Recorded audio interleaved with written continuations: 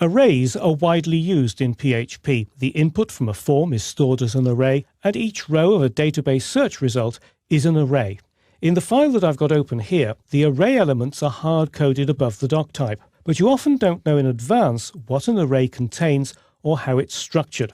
Thankfully, PHP has a built-in function that lets you examine the contents and structure of an array. It's an essential tool used in testing, and it helps explain how PHP sees arrays internally, making it easier for you to understand how to get the information you want.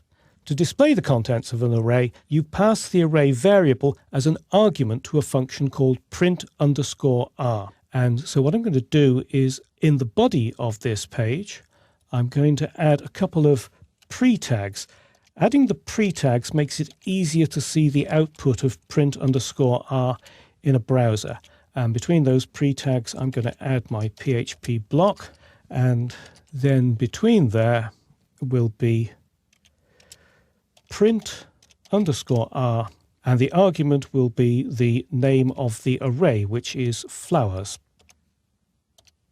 So I'll save that page, then go to my browser, and we need to load that. It's localhost /exercises, and we're in chapter 04 and 04_02, and the name was examine array.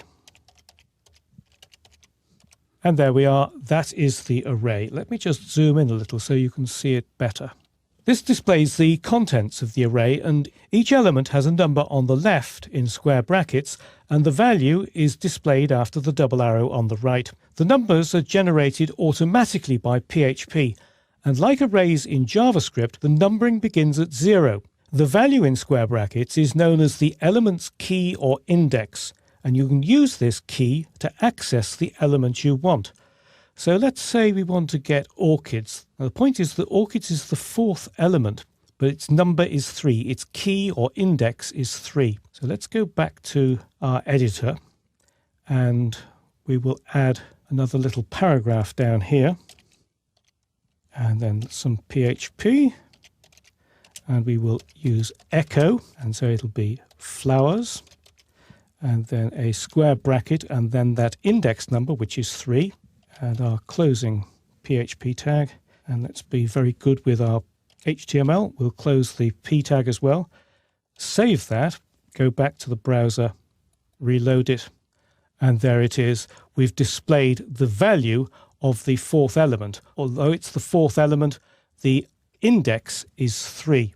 Now, if you add or remove elements, the numbers are regenerated. Similarly, they'll change if you sort the array. So flowers with brackets 3 won't necessarily always be orchids. But most of the time, you don't really need to know the number of an element in an array. But in some cases, it can be extremely useful. Later in this course, you'll extract the color of an image from its file name by breaking the name into an array and selecting the third element. So let's summarize what we've seen in this lesson. The print_r function is a useful tool for examining the structure and contents of an array. In this example, we used it to examine a simple array called flowers and saw that each array element is identified by a number, which is known as the element's key or index. As in JavaScript, the numbering begins at 0. So the key of the first element is 0, the second element is 1, and so on.